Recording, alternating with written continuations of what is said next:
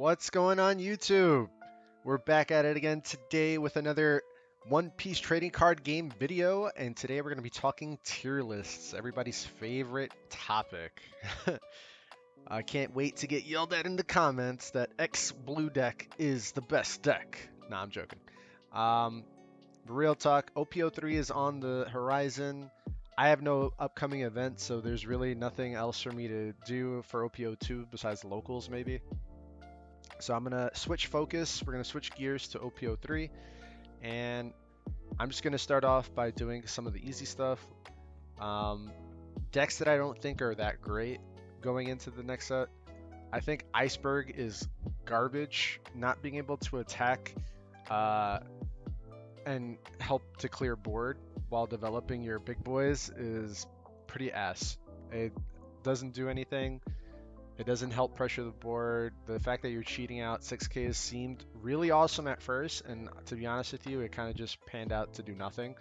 You just focus on their board as they try to attack you, and they die. That's literally what happens. You don't attack them, give them free resources, you just kill their creatures, and Icebergs looks really sad. And it's sad too, because he had all the tools. He had Galila, which is the Onigashima for him, and a Searcher, which was just like 2 for 2, bro. You're so good, but not really. So let's move on to other poopy tier decks. There's no reason to play you. Uda, let's be real, you're never gonna see the light of day. Other Kaka decks. Is there anything else that's just mediocre? That's probably it for like downright. Well, I'm sorry. Whoa. I lied. There we go. Now that's it for downright unplayable. Will never be that great. Let's move into our C tier. Kaido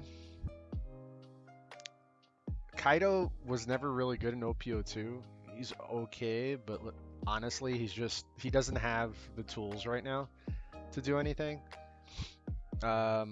Blue purple Kaido set 4, which I wish I could make videos for, guys, because like I am so hyped for that set.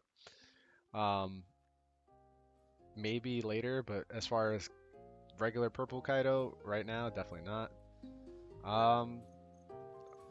I kind of gonna put blue purple in the poopy tier because I just think purple Kaido is just a better version at the moment.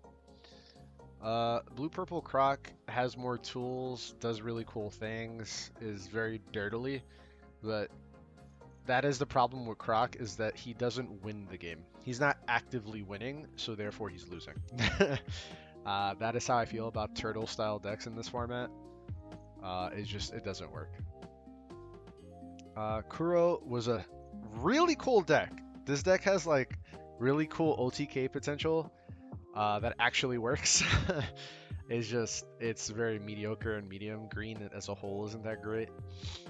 I guess I'll put you here too. Another really fun meme deck. Really cool with the triggers. He's like a reverse Doflamingo, except it's double as bad as Dofi, because you're playing cards quote unquote free from your hand. They're not really. So that's what makes him really bad. So at least Dofi, you're preserving hand size to counter, but this you're actively losing hand size to build your board. And he's a dual color leader, which is very sketch. The top 3 decks in the format are very aggressive, or have that aggressive slant. What else is there? Nami, I might put her at like the top of C. She will definitely fuck you over in the beginning of the set if you don't know how to play against her. If you haven't seen it already, I made a video on her, and I also talk about how to easily counter her. She's gutted. It's neutered. Her original playstyle of solitaire mode, where it's just like you're playing your own game, doesn't really work right now. Thankfully, because that play pattern was fucking cancer, bro. I hated that play pattern. I don't want to play with her. I did not want to play against her when she was optimal. So that's how I feel about that. Oh, Garp, Luffy. I guess I'll put you guys here. Honestly, Luffy could probably be down here. I don't think he's that great. Magellan and Z. You could argue Magellan somewhere here, maybe, just because of his ability to mess with Dawn, but I don't think he's that good. So I'd probably put him maybe top of C. Same thing with Z. Z kind of falls off because the ability for characters to just stick on board is obscene in this format. We're gonna see a recurring theme once I show you guys some deck lists. Z just doesn't do anything. I'll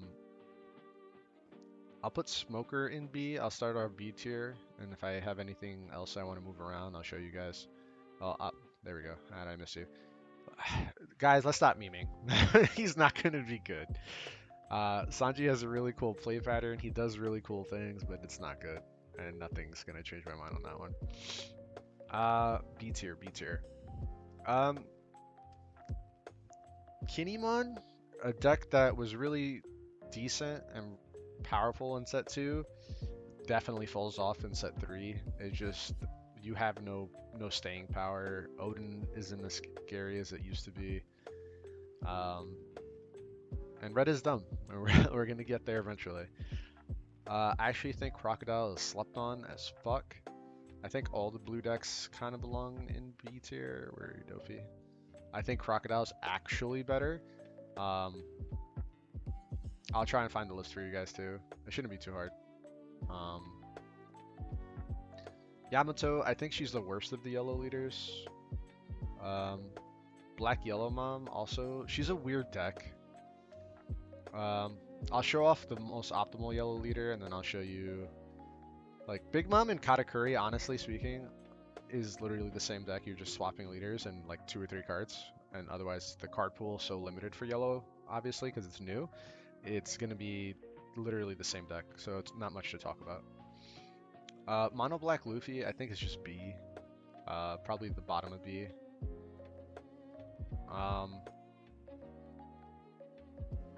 I think that's it for B tier. A tier, I'm just gonna throw in Kid. Luffy has access to the same tools as the best color, and I'm sorry to say, guys, the best color in the format is still red. I know. Don't quit, guys. Please don't quit. Don't quit because mono red is going to be the best deck again, but it is what it is. I'm sorry, guys. I'll put Yellow Mom. I think, again, she's pretty much the same as Katakuri. I just think Katakuri is a better leader. You can argue, well, she gets to manipulate life and put triggers, etc. But Katakuri, I think, is a little better because it's more offensive, and he lets you manipulate your life so that you know what triggers potentially are coming. Oh, I forgot to put him there. I think he's S. Okay, now we're just talking about the big boys here. So without a doubt, I think Zoro's probably the best deck. Surprise, surprise. And I actually have deck list for this one. Very strong, very powerful deck. This deck has probably seen the most changes over time since the beginning of OP03 to the end. And you can still argue that there's different versions to build it. It really just depends on the meta as it evolves. Again, NA is different, NA global, sorry. So it's going to be very different over time on how people decide to build it and like go through the meta as it changes and adapts. The one thing that we don't have to deal with is Whitebeard with Boat. That definitely in the beginning of the game warped it very hard. Actually, a lot of the win percentage that Whitebeard had by the end of this meta was because of how oppressive and dominant Boat was. You were seeing top 8s where 6 of the top 8 were playing Boatbeard. That's how busted that card was, because we had Izo, we have a new Marco. It was just dumb. It was just really fucking dumb. So I'm happy that Boat is gone, but that also pushed Zoro way up there. So with that said, Whitebeard, still a good deck. I don't think he's the top deck, but I'd be remiss to say that he isn't probably part of the top 3 or 4 decks of the format. Just because 6 life, or 6k attack, sorry, is really powerful. He has access to the Whitebeard Pirates tribe, which is amazing. And just the staying power that I was talking about. So let's talk about what both these red decks have in common. They're both playing blocker Marco and the new Marco, who on play will KO a 3k or less. And on his KO, you can discard an event card and bring him back to the board rested. And he is a 6k, so very annoying to deal with, very hard to trade into, really fucking annoying. Trying to get rid of cards in this set is going to be really hard, which is why I feel like some of the black control decks kind of fall off a little bit. And then we're just playing your standard fare of just good cards. We have Thatch. Thatch is a really powerful card just for anti-mirror tech.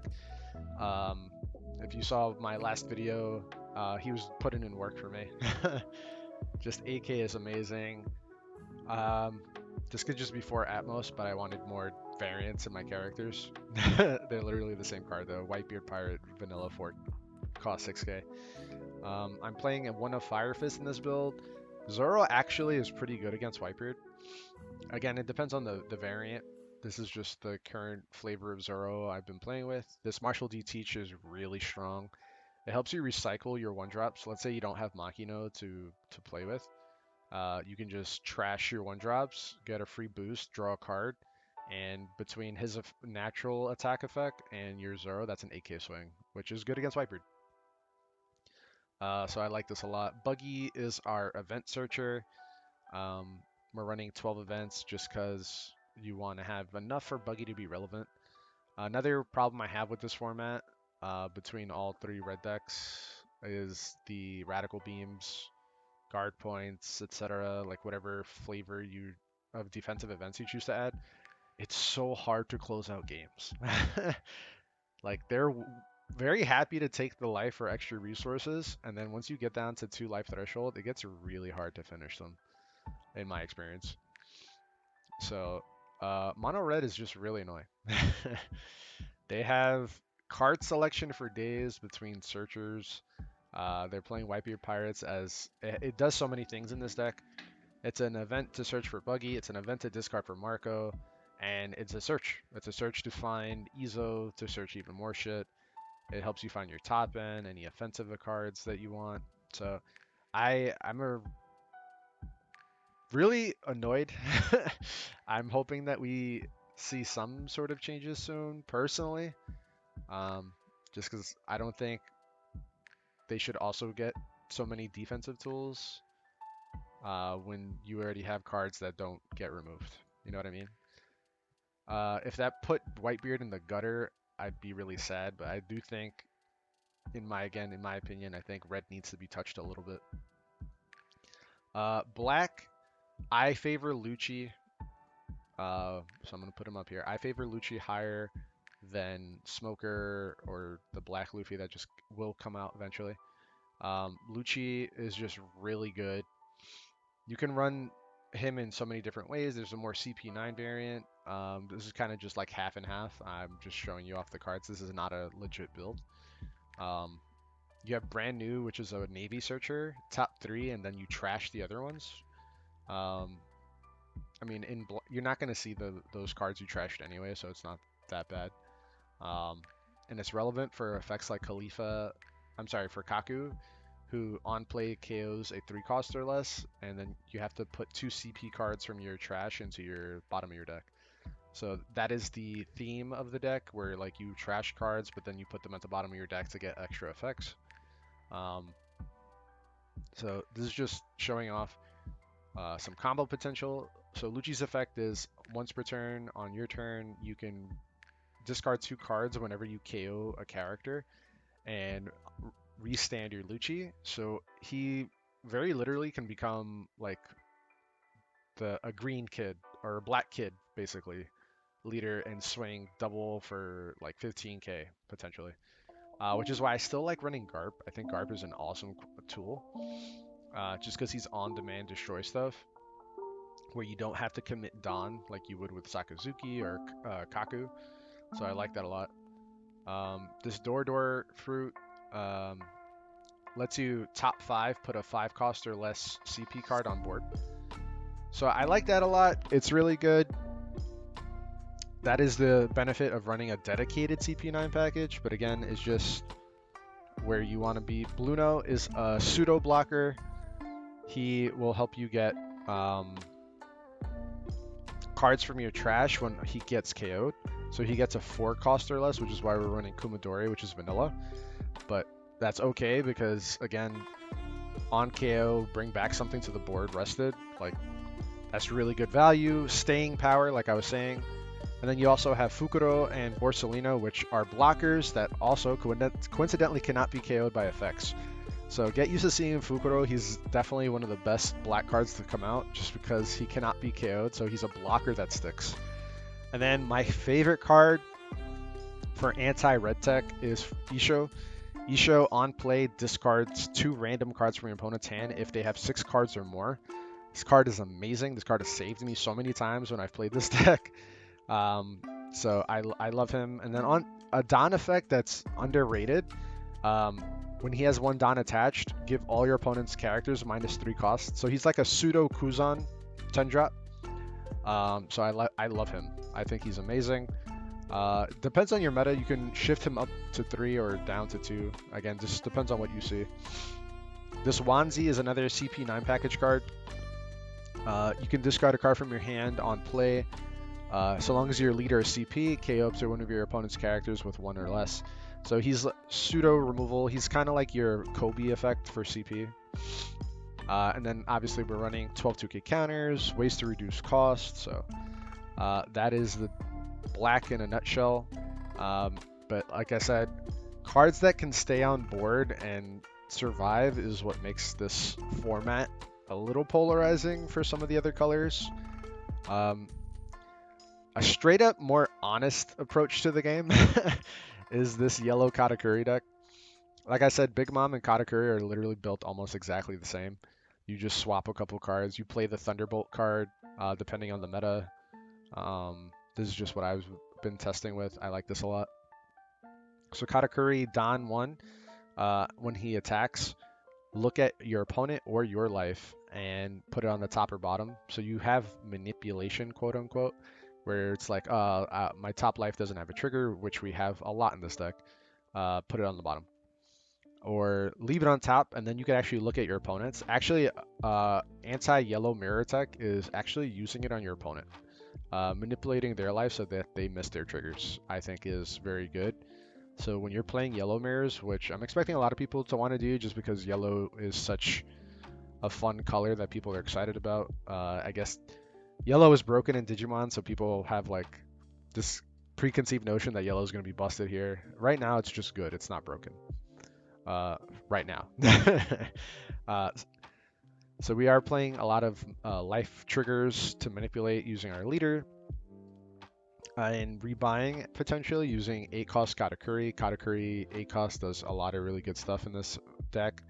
So if you trigger your Shurahoshi, I hated this card at first, but I've kind of warmed up to it. Just because she's dead in hand. But you can draw 3 when she triggers, because her on play is draw 3, discard 2. So if you see her in the top life and your opponent hits, you're basically drawing 3, discarding 2. So you're +1ing so long as she's in your life. And then you can rebuy her later with 8 cost Katakuri, which is an effect that you guys have to get used to remembering. You don't just have to target your opponent's stuff. Sometimes it's worth it to put a trigger card like her, or a blocker, or an attacker like Perospero, who you use to attack with, and then putting him on top of your life, just to give you some extra buffer so your opponent can't like kill you. Because you actually do want to take life, obviously, because you have so many triggers. You do want to take life pretty consistently so that you can play these triggers.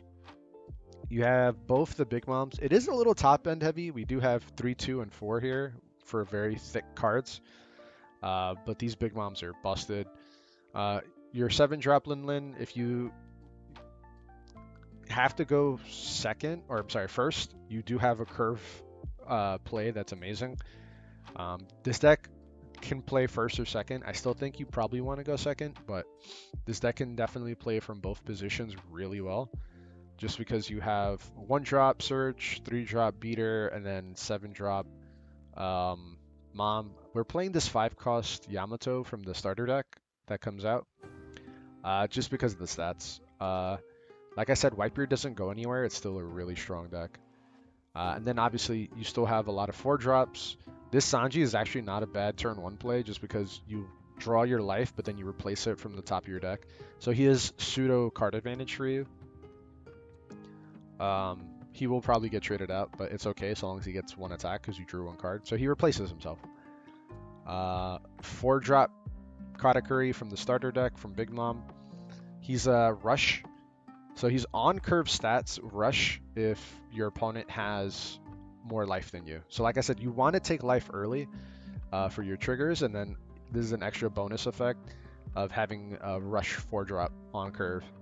And then also on play, he looks at the top card of your life, and you can manipulate that or your opponent's. And then obviously, I'd be remiss if I didn't mention that 10-drop Mom is one of your best cards in the deck, probably one of the best cards in the format. 10-drop, 12k, on play, trash your opponent's life, and you put a card from the top of your library on top into your life. So very, very strong card. She's able to swing games all her own, keep you alive in situations that you might be dead, and gives you a pseudo Kaido effect of trashing your opponent's last life.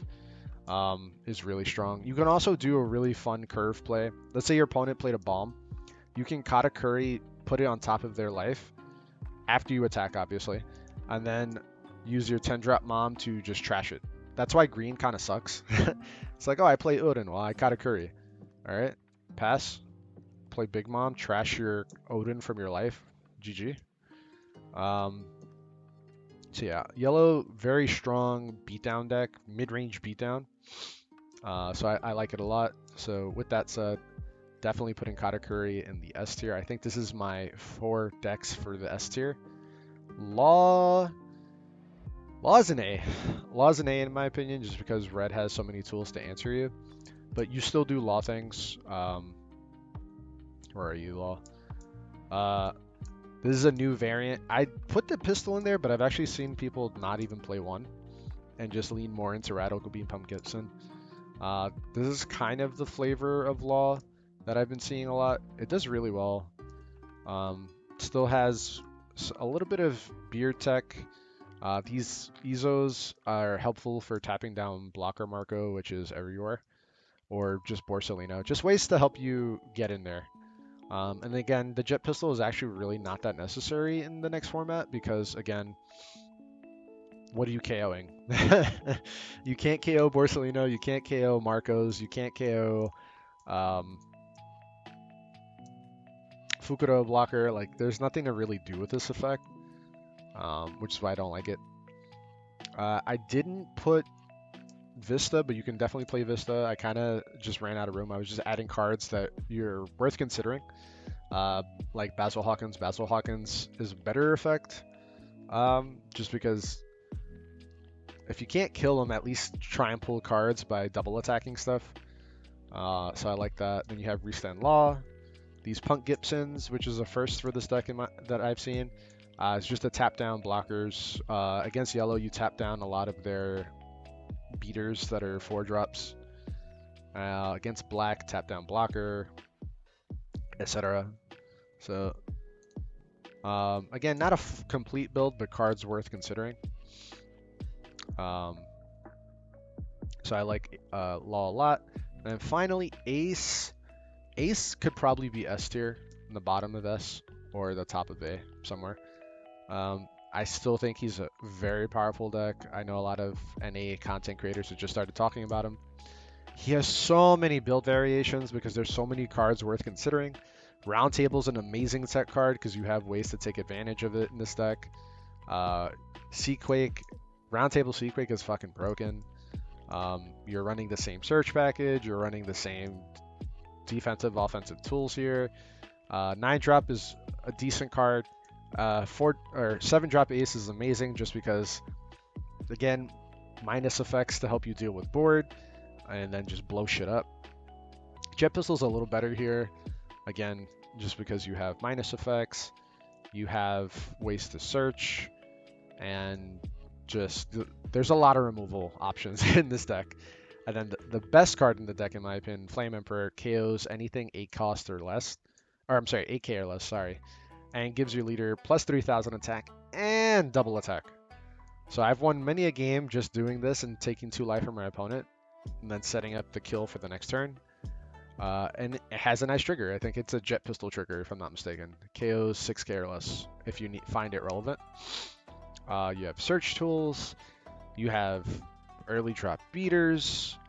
You have plenty of defensive options. Like, it's dumb. It's really fucking dumb. And again, there's so many ways to build a deck. I played a version where I was using 4-drop Brook from OP01. Attack, give 2 cards minus 2k. That is really good against yellow because I was running 2 Fire Fists in the deck and just being able to clear their board right away. Or set up turns where I can use Flame Emperor, kill an opposing 9-drop Beard. So there's a lot of play to this deck. There's a lot of ways to build it. I've loved this deck. It is definitely one of my favorite decks for OPO3. So you could argue this is it, or you could put it like this. But this is my tier list for OPO3. And I did say that I'd show off a Croc build real quick. I think Croc is super underrated. Very strong leader going into the next set.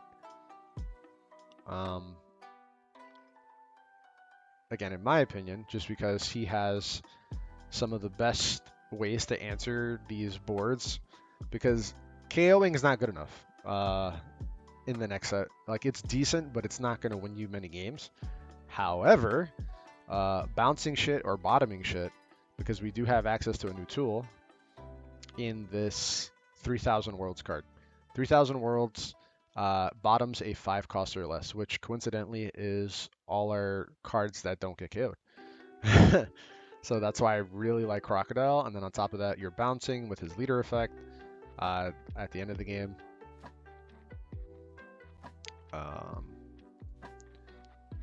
So that's this version of the deck.